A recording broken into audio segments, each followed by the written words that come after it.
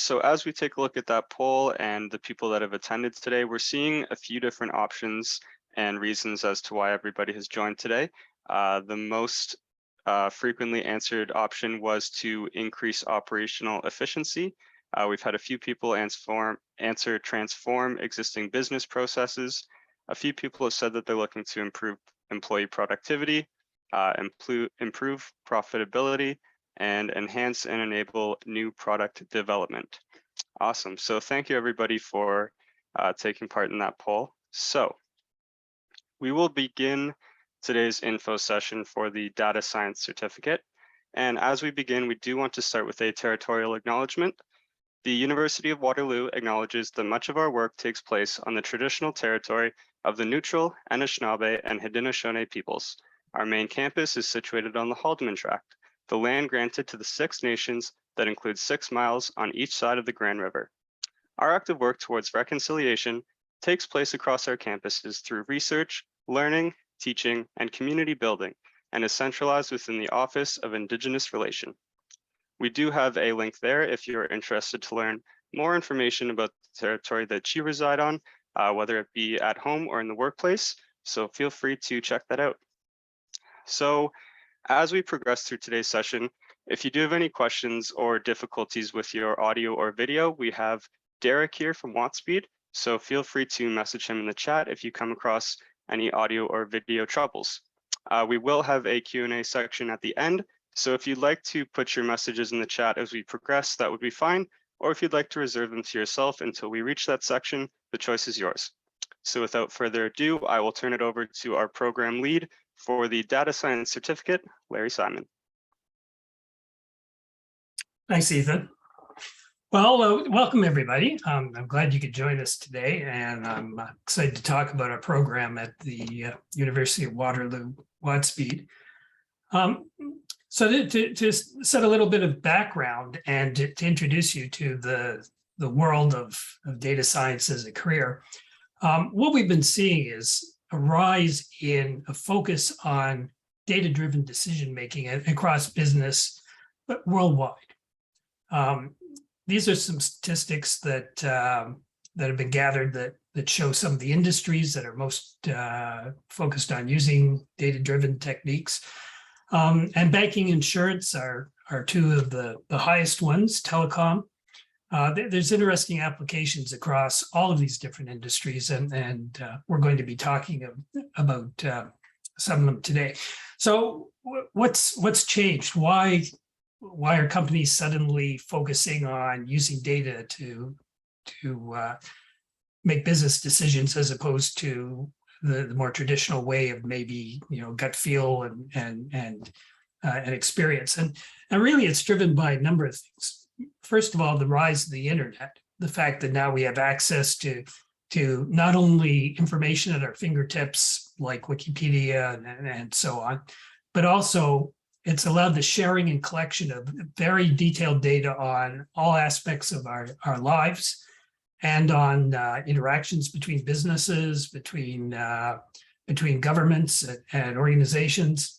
The fact that we have this huge wealth of information that's been collected, people sharing photos on the internet, has given us this treasure trove that we can use in our applications.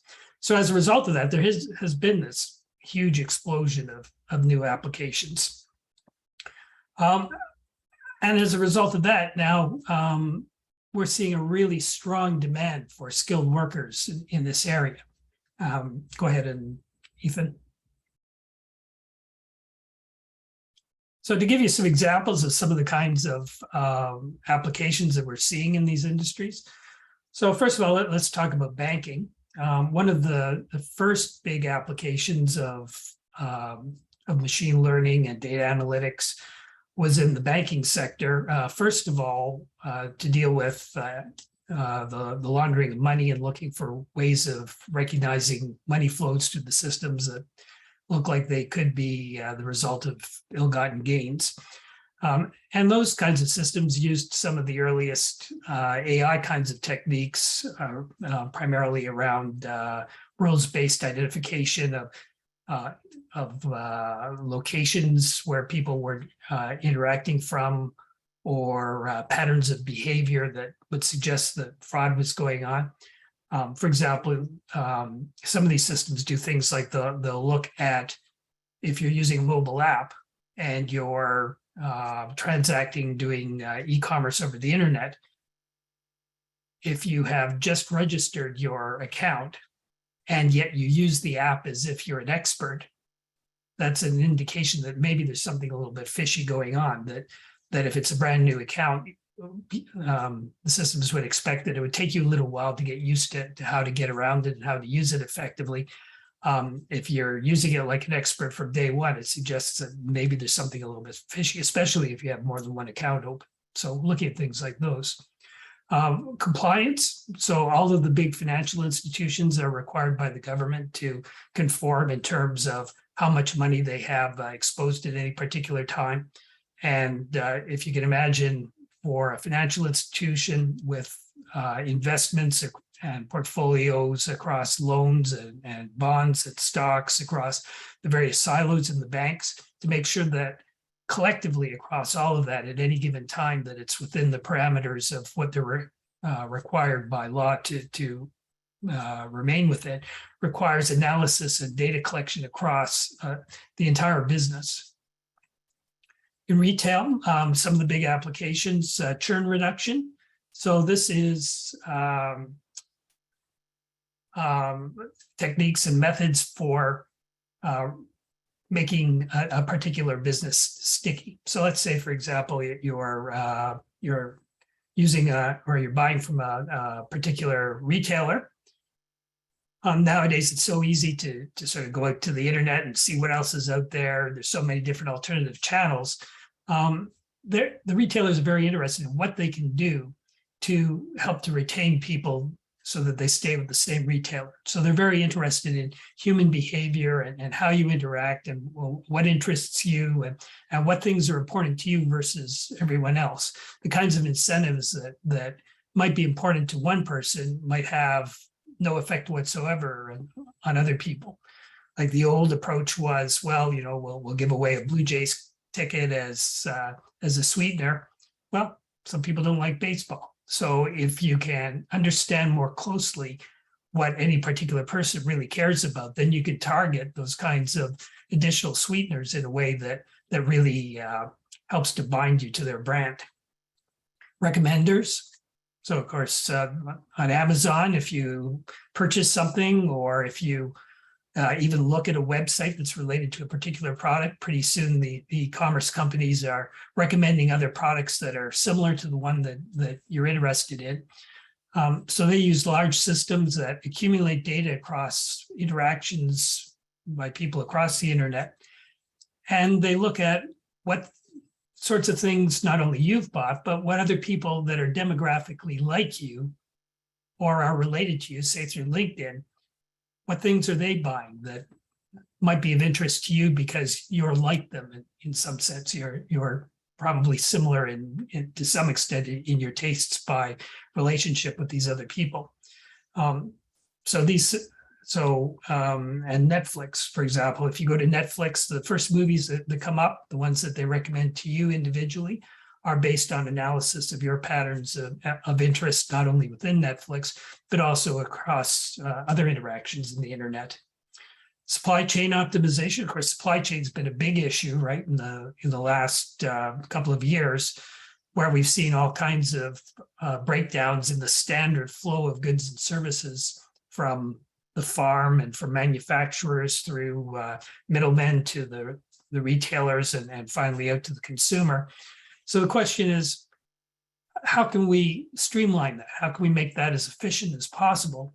But not only that, how do we guarantee that, for example, we don't have any sticking points in that pipeline, places where we might stock out at, say, a warehouse, or end up with so much inventory in a warehouse that we can't keep it all there and have to find alternative places to put products.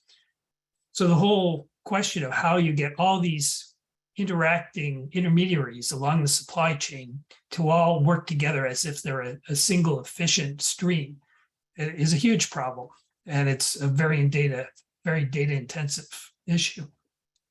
In healthcare,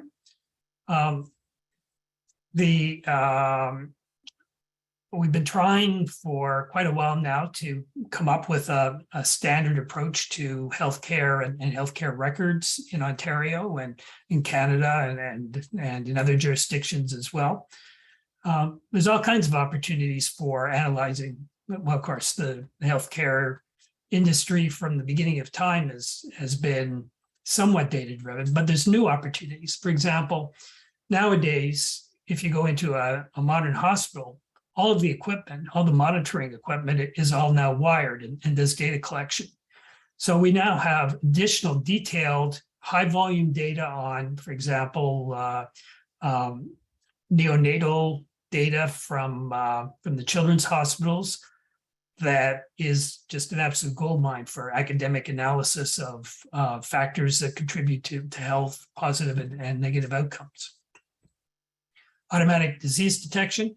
Good example of that is University of Waterloo Velocity, their accelerator. They're one of the startups in the accelerator has developed a system that will, based on a photograph of some part of your skin, analyze it for skin issues and particular whether it might be a case of melanoma. There's also lots of other examples like that. For example, there's a new startup in Israel which has developed an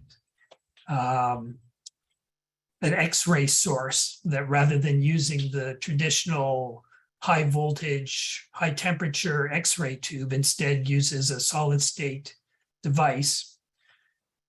And they're coupling it with an AI system that can analyze the X-rays that are generated with this very inexpensive, portable new technology. They're also developing a multi-source version of it that will allow them to not only provide a cheap system for doing X-rays, but also will do analysis of what the X-rays actually mean in terms of issues that might require immediate medical attention. Next slide, please. In transportation, what are the big things? Preemptive maintenance. So the idea here is, think if you're a railroad and think about what the impact and cost is if a railroad engine loses a wheel sometime in traveling along the rails out in the wilderness somewhere.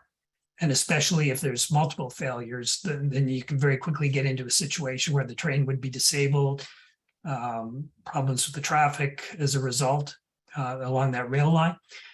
So there's a lot of interest in how do we identify where in parts of these complex systems in such a way that we can quickly, in such a way that we can preemptively do maintenance and avoid there being an issue in the first place. Another example is a startup from a company in Canada where they have a video camera that looks at the scoop of a steam shovel. How's that for anachronism? Steam shovel.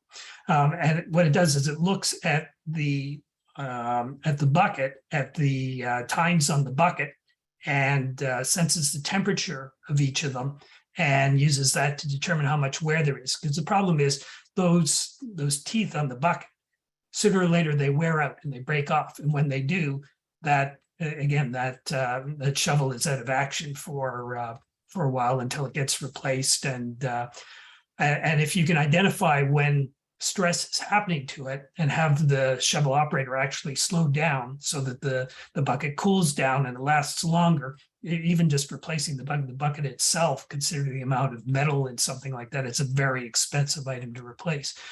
So this kind of real-time analysis of data is becoming ubiquitous.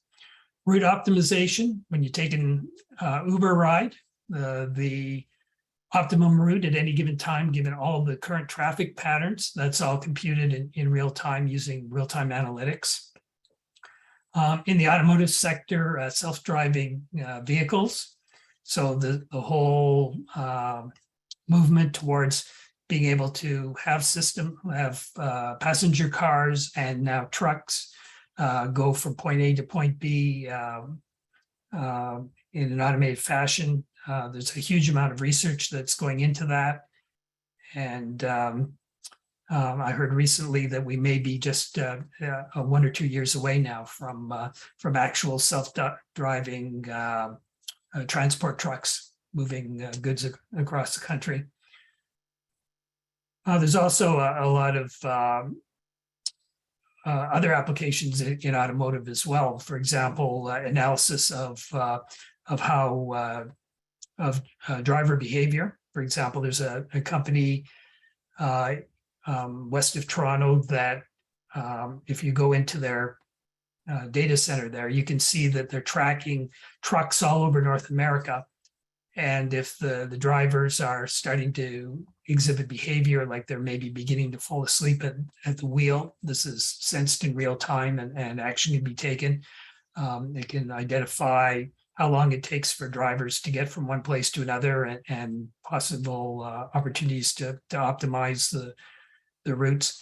In terms of the consumer, there's a huge war going on right now over attention for the driver and for the family in the car and other passengers in the car. The main entertainment console in the car, who has control over that and what entertainment might be sent to that and who gets the data on car performance and traffic patterns and all of that. All of the big internet companies right now are competing for a piece of that action. In arts and entertainment, fascinating things going on. You might have seen some of the recent DALL-E photorealistic images that are being produced. You give an AI system a simple description of a scene that you'd like it to generate, and it will produce a picture for you in a lot of cases that are similar to what a professional artist would do. There's also systems where you can just rough draw a particular picture, like just rough in where you want a river, where you want a tree, just by drawing a few lines. So it looks like a kid's drawing of a river and a tree, and it'll then paint it in with a photorealistic image of those things. There's a company that I know of that does artwork evaluation. This is a deep learning system that will take a look at an artwork, and based on a huge database of other art pieces that it's seen and the prices of those artworks, try to predict what it might get on the market if it's sold. Game bots, big opportunities there. So far, most of the bots in video games have been pretty stupid, but AI is increasingly being applied to them, and in the future we'll see more and more synthetic beings in video games that are more like real people. Next, please. So in general, predictive programming. So the idea here, there are now systems available that are supports for a programmer. This is probably going to be the biggest application of AI in general, is support for people to make them more effective as opposed to replacing people. This is a great example. So what this is it's a system that, as a programmer is programming, will see what it is that they're typing, and based on other patterns that it sees in the code, will suggest how to complete the rest of the line of code for you. Or based on a description, even just putting in a comment, I need to sort this, will go out and based on patterns of sorts that it's seen in open source code on the internet, will suggest a sort algorithm that could the code for it that could just be inserted right there, so that the programmer doesn't have to build everything from scratch every time. Real-time translation, well, Star Trek has arrived. We have true real-time voice translation, and this is all based on deep learning techniques, AI techniques. Text summarization, so this is taking a long-form text, and so a document of some kind, and then pulling out a précis of it. which requires a certain amount of understanding about the relative importance of what's said in the document. It's not a simple case of just pulling out some keywords. It requires some comprehension of sort of the relative flow and importance and what are the key concepts of a document in order to properly summarize it. So natural language processing AI systems are becoming more and more capable in this area. Simulation generally, and I guess the new term for simulation is digital twinning, the idea that you can build a digital simulation of something in the real world, some physical object like an electric generator, and then run experiments on that mathematical model of the thing rather than the actual thing itself, saving the cost, especially if it's a destructive test of some kind of actually producing many prototypes. Nowadays, airplanes like the 777 were built completely electronically first before an actual physical plane was ever constructed. Ethan? So what does this mean to you? Well, I get in any given day probably a dozen new job opportunities that come across my electronic desk, and I like to just retweet them or repost them in LinkedIn in this area. And the majority of the ones that I get are in Canada, but I get them from all over the world as well. There's huge demand right now in this whole area. And you can think of it as being a set of specializations. There's different levels of involvement in this world and with different requirements for entry. So these are listed kind of from early to later stage career entry points. Data analysts. So what data analysts do is that they work with data, primarily spreadsheet based, using some modeling, mostly models that are available through Excel. Data visualization specialists. These are people who are more interested in telling a story with data. Like how do you take a raw collection of just numbers and turn that into a diagram which communicates the key points clearly and in a way that makes it easy for us as people to consume that information. There are different, like even something as simple as just a chart. There's a huge amount of thought that can or should go into designing that chart, the use of color, the use of where the labels go, whether or not it starts at zero even, or all these factors about spacing.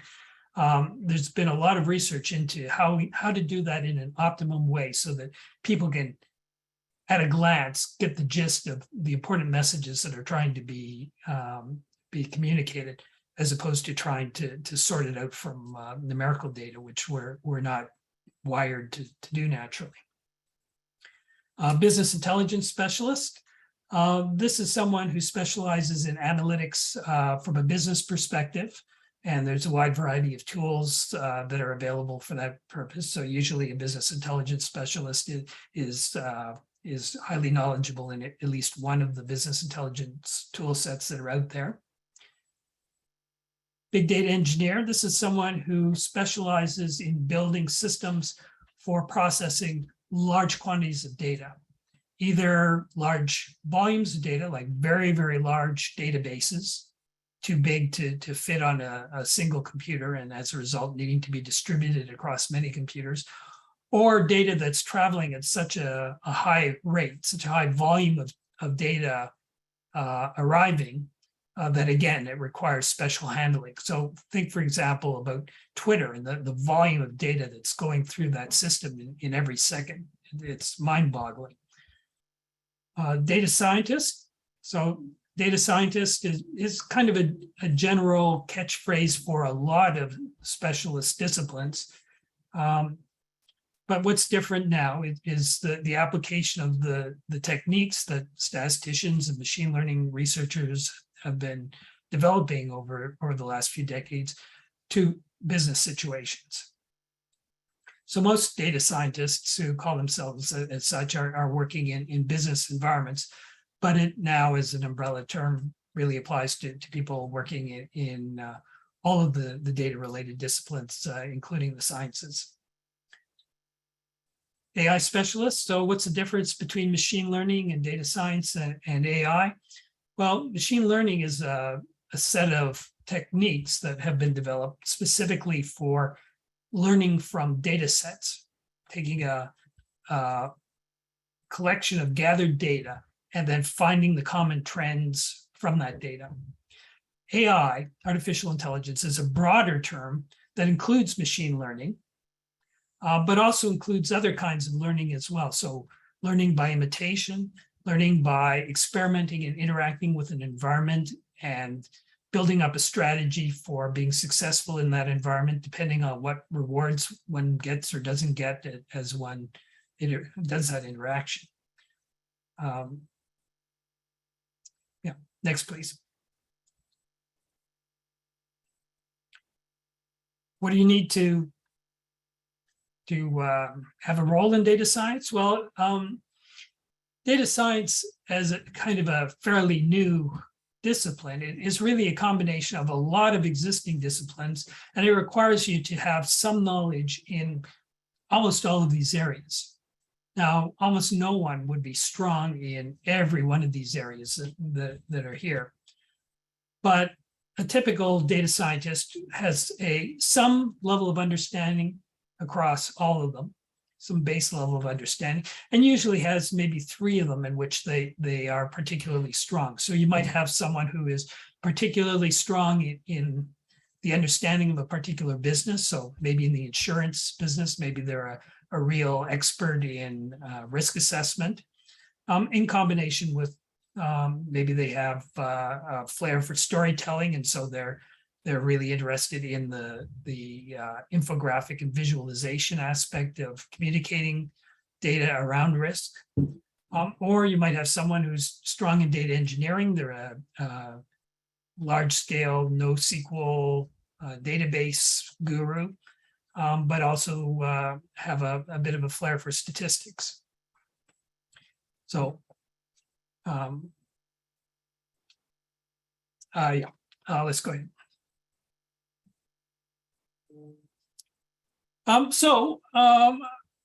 To help you in getting started in this field, we've developed a program, a 4-course certificate program in data science.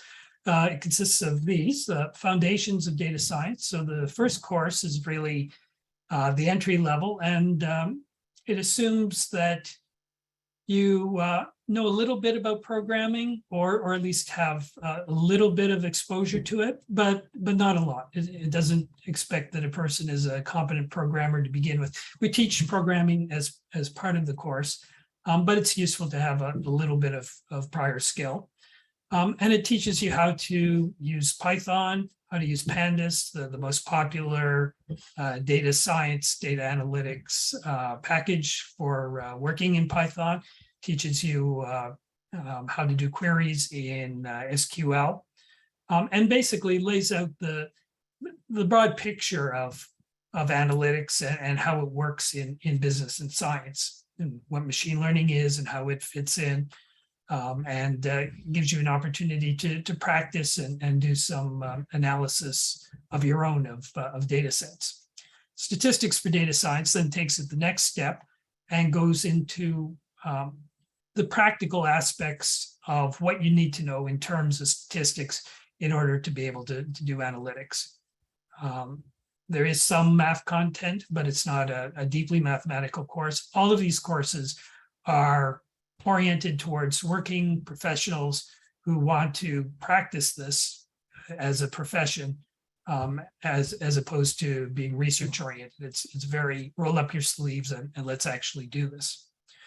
Machine learning course goes into the various machine learning algorithms, the algorithms for prediction of relationships between things, for finding patterns in data, for making decisions between alternatives based on data. Last course, Big Data Management Systems and Tools. This is more of the data engineering kind of content. This focuses on how would you be, like what do you need to know in terms of large-scale cloud-based distributed database systems and pipelines in order to move data around between them. Okay, next slide. A few of our instructors. Delina is Associate Director of Data at HelloFresh. Sean, Machine Learning Engineer at Mars VFX. In fact, Sean started in our program and graduated and is now an instructor. Same thing with Sergey. Sergey is a Ukrainian physicist, PhD in physics. Who was working at the University of Toronto, decided that he wanted to get into data science as a career, and went through our program and as well also as an instructor now. Melissa is a big data engineer with Google. Amanda, data scientist at TD. And Gassim Tofigi is professor of cognitive computing and machine learning at Sheridan. So we have a wide combination of people with strong academic backgrounds, but the majority of our instructors are people from industry who do this on a day-to-day basis.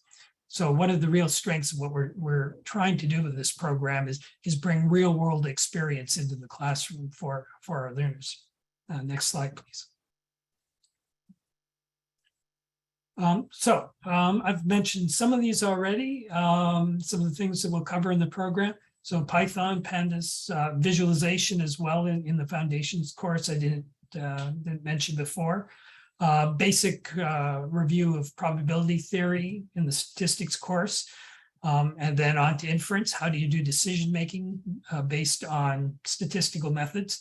We also fairly recently introduced causal inference, which is a revolutionary new technique for understanding not only what happens to appear to be related to what, but what actually is cause and effect, and what you need to do in terms of designing experiments to tease out cause and effect versus simply looking at data and coming to the conclusion that there's a relationship between A and B. There's a relationship between the number of shark attacks that happen in a month and ice cream sales, because they both happen more in the summer than they do in winter.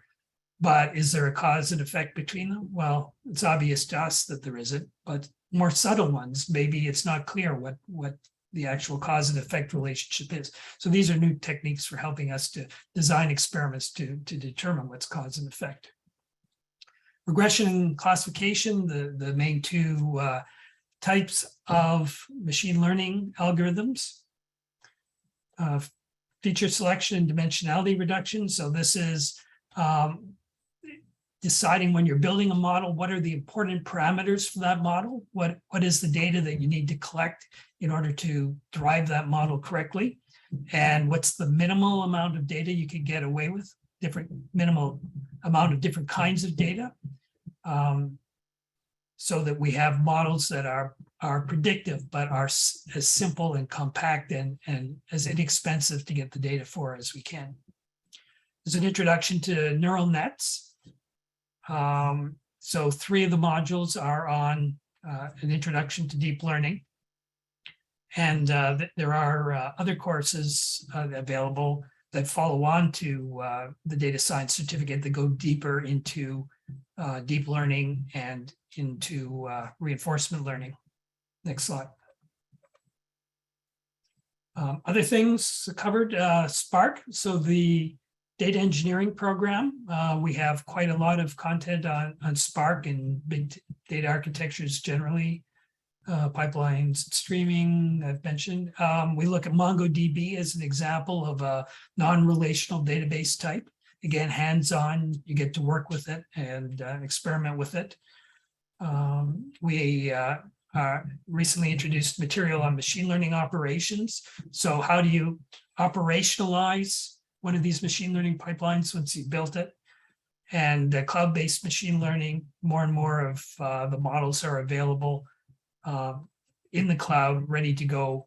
You just have to provide them with the data and decide which factors you want to use to drive the model. Next slide. What's involved? It's about 8 to 12 hours of work each week. The teaching style is a combination of readings and Jupyter Notebook. So Jupyter Notebook is a Python-based interactive textbook, if you like, that takes you through the important theory. But we also have, in combination with this, weekly webinars. So every week there's a webinar where you get to interact. If you want to show up and actually connect at the time, you can interact with your instructors and ask them questions. But they are recorded, so if the timing doesn't suit you, you can watch them at your leisure later on. We also have a discussion board, which is a great way for asynchronously asking questions of any of the instructors. Just post the questions up. The instructors check the discussion board daily and will respond to your questions. We have 3 to 4 assignments per course, and there are no exams in these courses. It's all project-based. The idea is that one of our chief objectives in this program is to give people an opportunity to broaden their network and connect with other people who are working data scientists or who, like them, are moving into the field. And so these projects give you an opportunity to meet and work with other people that are taking the program with you. Next slide. So that's the end of the formal part of this. While I've been talking, I haven't seen the chat, so I'm not sure if people are asking questions, but I'll pass it back to Ethan now to moderate Q&A. Yeah, thanks, Larry. So we do have a question that has just come into the chat, so I will pass this along to you. It says, I'm trying to get back into software QA after a 10+ year paternity absence. In your experience, are many QA specialists getting into data science to help advance their career? Some are, not as many as should be, to be honest. Yeah, I've done some work with QA Consultants, which is a company that specializes in QA, and they have quite a bit of interest in how to use analytics to analyze quality for big data applications in particular. So I think it's an area where we're going to see a lot more interest over time. As I say, not as much as I'd expect yet, but I think it's going to be very important. Thank you. So the next question is, do you recommend the courses being taken in order shown in the outline? So if you don't mind, Larry, I'm fine with answering this one. The answer to that one, Ivan, would be yes. We do recommend that the courses are to be taken in order. The certificate is built around a laddered curriculum, so the courses kind of build off one another. So Foundations of Data Science would be the first course that you would want to take as you get started, and then in subsequent order as we had shown. Larry, the next question is, are there class size limits? There's not a limit per se. What we do is we assign one instructor for every 50 participants. So as a result, as the class size grows, we increase the number of instructors, and so you still have an opportunity to interact with an instructor. All of the assignments are all instructor marked as well. It's not electronic marking offline or anything like that. Yeah, that's probably all I want to say about that. Yeah, thanks. So somebody was asking if one could get an exemption from those who have worked with a SQL or SAS and engineering background. So I'll just touch on that. There is a prior learning assessment route that you can take to see if you would qualify to be exempt from one of the courses in the certificate. There is a limit of one course between the 4 courses. For information on how to proceed with that process, I would recommend that you email us and we'd be happy to give you some direction on that. Our email is watspeed@uwaterloo.ca. And I will post that in the chat at the end of the Q&A as well. So somebody is asking, Larry, what would be the typical team size for the group projects? It's about 5 people. Okay, thank you. Someone's asking, is there an in-person component to this certificate? So the answer to that one would be yes, there is an in-person option. As Larry has mentioned in this presentation, we are partnered with the University of Toronto School of Continuing Studies, and they are the part of that partnership that offers the in-person component. So once again, if you're looking for a little bit of direction on how to get started with the registration process for that, I would recommend you either visit the University of Toronto School of Continuing Studies website or reach out to us for some assistance with that process. After completing the 4-course program, are there any more advanced courses to be taken? There are, well, I can talk about the University of Toronto School of Continuing Studies has advanced courses that follow on with from these courses. There's a deep learning course, which I'm teaching this fall, and I'm also teaching the intelligent agents and reinforcement learning course. There's courses in NLP, natural language processing, in feature selection, advanced course in cloud analytics, and U of W is no doubt developing courses in some of these areas as well. But I can't really speak to those. Okay, thank you. So the next question is a bit of a 2-parter. So I'm happy to answer the first part, and then I'll defer to you, Larry, for the second. So the one part is asking, how would the WatSpeed component of this certificate compare to other types of credentials, such as a full degree? So for clarification, this certificate is a non-credit certificate. So it is in a different standing of a undergrad degree or a master's degree. So in terms of, if you're asking in regards to employment or for looking into secondary education, it would just be dependent on the eyes of, the beholder as to what standard they're looking for. But this one would be a non-credit certificate. And they were also asking what types of credentials are required to participate in this space. So essentially, are there any prerequisites, Larry? There's no formal prerequisites, and everything is open enrollment. So if you were to take all 4 courses simultaneously, you could register for them, but we really do not recommend that, not only because they are intended to be sequential, as Ethan mentioned, but also because the workload is such that taking more than 2 of these, and even then, if you're working, it would be difficult to do 2, would be a big undertaking.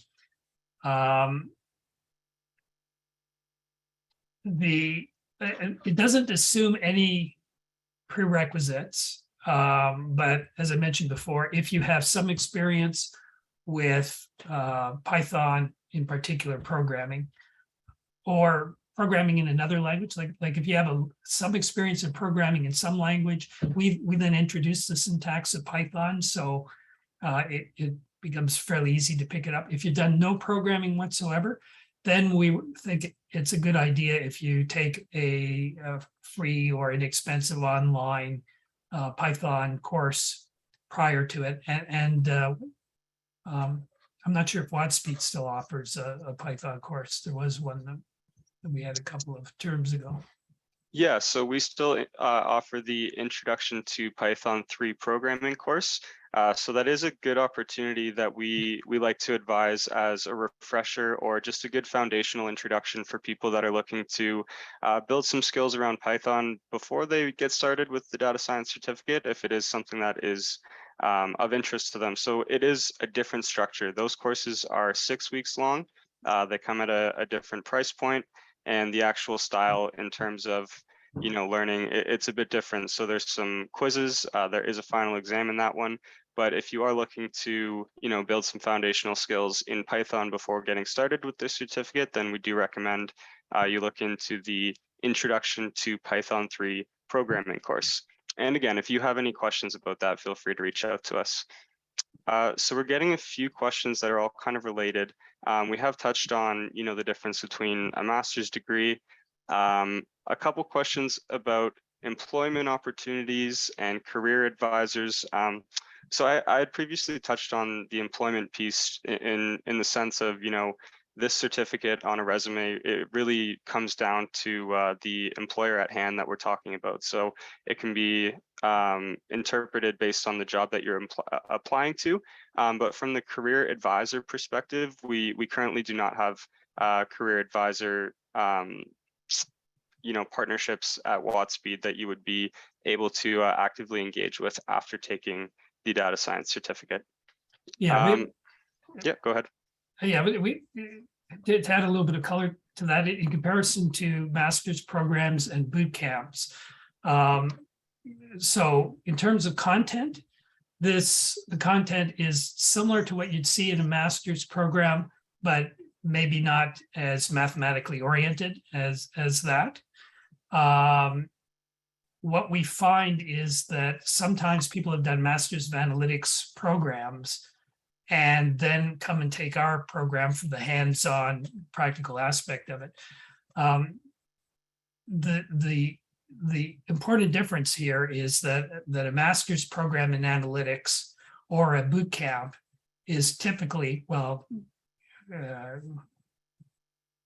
typically in the tens of thousands of dollars, as opposed to this program, which is end-to-end currently about $4,000.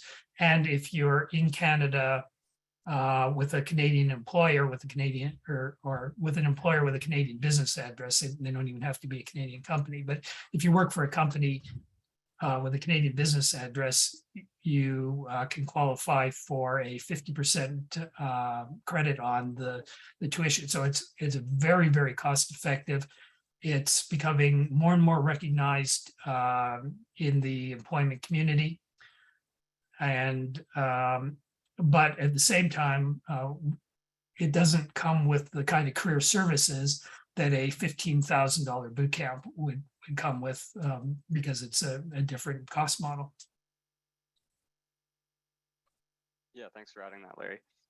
We have one more question here about whether or not someone has access to the UW library if they're taking the certificate. So again, to touch on the non-credit aspect of this certificate, because it is non-credit, the answer is that you would not have access to the UW library.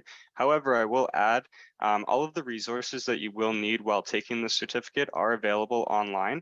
So there wouldn't be an essential need for you to attend the UW library or anywhere on the UW campus at all while taking the certificate, assuming you're taking the courses through the University of Waterloo. If you are taking the course through the University of Toronto, obviously that would be on campus and require in-person attendance.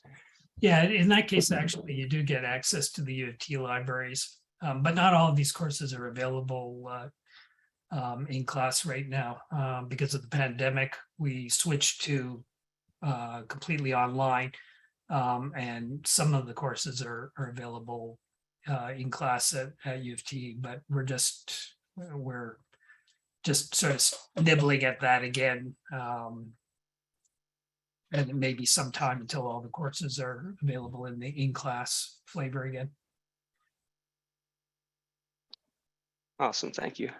So someone is asking that they may have missed if it was answered about class sizes. So Larry, you had touched on that. I don't know if you want to just reiterate real quickly for Quinn.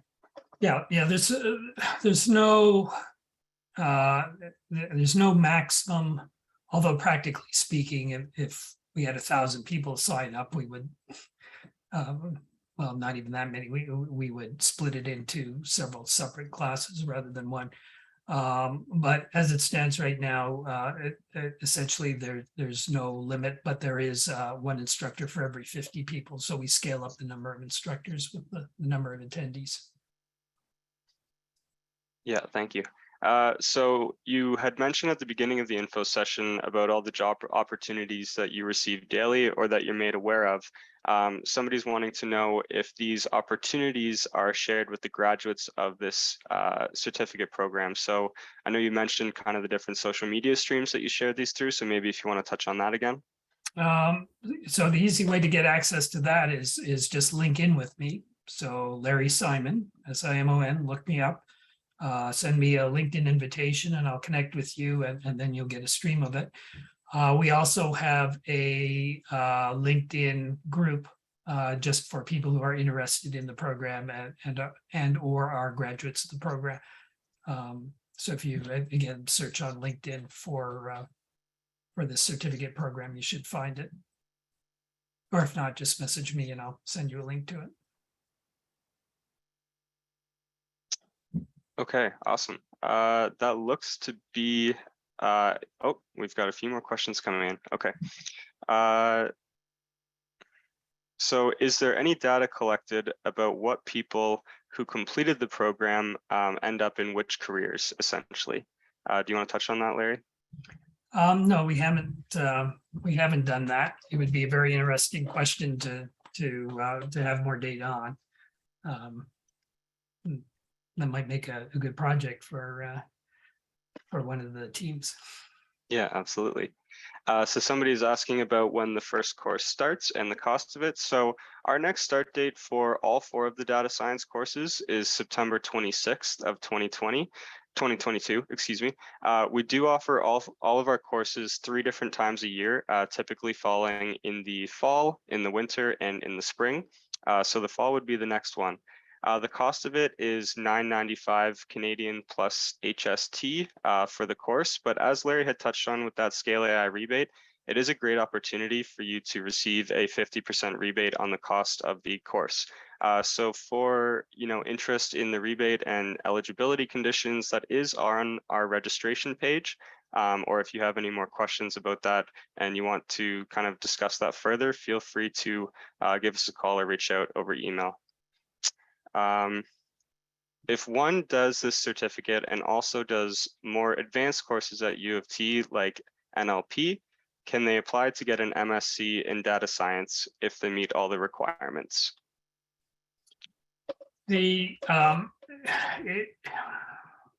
Well, you can't take courses from the professional education and use them as a direct credit for courses on the academic side of the universities. However, they could account for equivalent experience on sort of a softer basis. So if you demonstrate that you've covered essentially the same material, you might be able to get some credit, but there's no sort of direct credit equivalency from professional education to academic degrees. Okay, thanks, Larry. So someone's asking if there's a typical career path for someone who completes the certificate that is hoping to start a pivot in their career. Well, that's a long and complicated one to answer because there's lots of different career paths. But I can give a couple of examples of people who have been through our program Sure. and where it took them. And one of the questions that I get asked a lot is, okay, I've completed the certificate. Now, what do I do next to get my job? So one of the things that we strongly recommend is that you build up a portfolio of examples. Typically in an interview, you'll be asked, well, what kinds of data analysis have you done in the past? So to the extent that you can have kind of a collection of things that you've done maybe as open source projects or other projects of your own that you can point to, all the better. So we've had people who have been through the certificate program that then went on to first entry level jobs, and now have quite senior jobs in data science in companies like Shopify and HelloFresh and Geotab.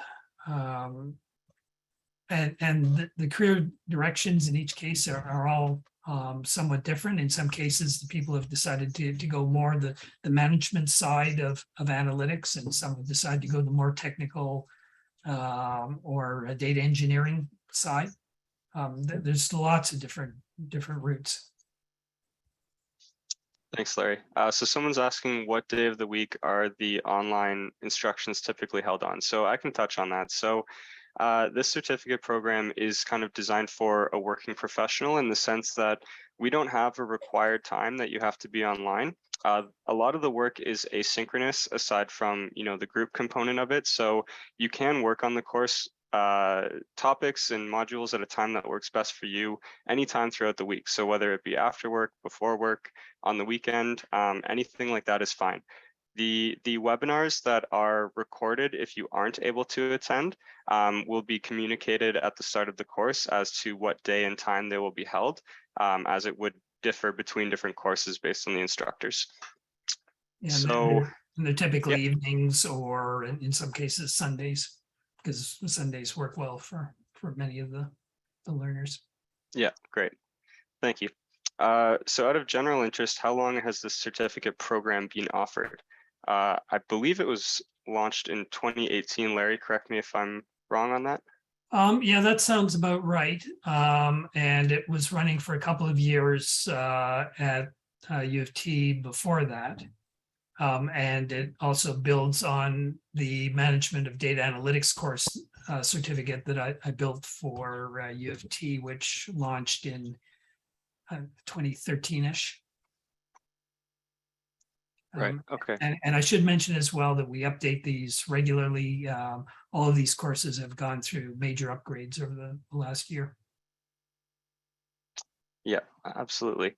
So somebody is asking the starting and ending dates for the first course. So again, all 4 courses will be offered starting on September 26th of 2022.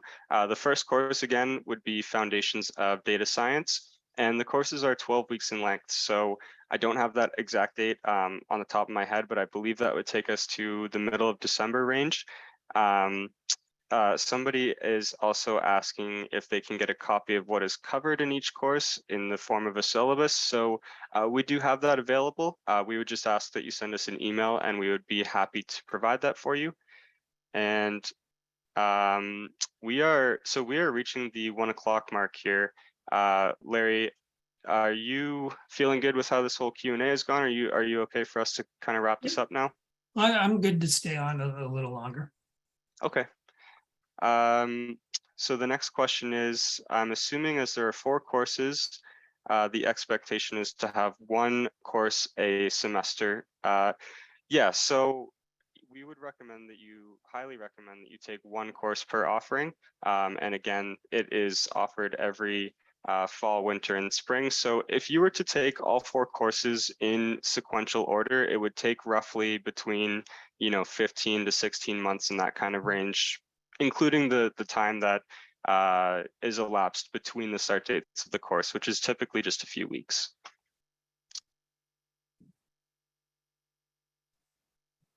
I believe we may have touched on all the questions in the chat. We have another one come in now. Is there any special requirement for the employer when applying for the 50% rebate while working with a Canadian company? Special requirement, you might have to be more specific on what you mean by that, but I will say there is no requirement in terms of what field you're working in or what industry your employer is based in. So as long as you're employed within Canada and the company has a Canadian address, as Larry had mentioned, there is just some eligibility requirements that you have to agree to on the registration page to take advantage of the 50% rebate, and then you would be able to proceed with that. Yeah, the eligibility requirements are really that that you provide the information who the employer is to verify that they do have a Canadian business address. Yeah, absolutely. The expected hours of work per week. So it is typically advised that you will spend about 8 to 12 hours per week. Larry, I don't know if you want to expand on that a little bit more, just to provide some insight as to what those 8 to 12 hours look like. Yeah, it's a combination of attending or reviewing the video lectures, reading through the Jupyter notebooks, the readings that we ask you to do, and assignments. Perfect. Okay, so I think we will cap it at that, everybody. Thank you very much for all the questions that we had during that Q&A section. That was great and very informational for everybody that's attended so far. If you have any other questions that come up, we have put our email address there, watspeed@uwaterloo.ca. So feel free to reach out to us. We're here 5 days a week. Typically, our response time is between 0 to 2 business days. So just please keep that in mind as the inquiries will be coming in. With that, thanks very much for attending, and we hope you have a great Friday afternoon and enjoy your weekend.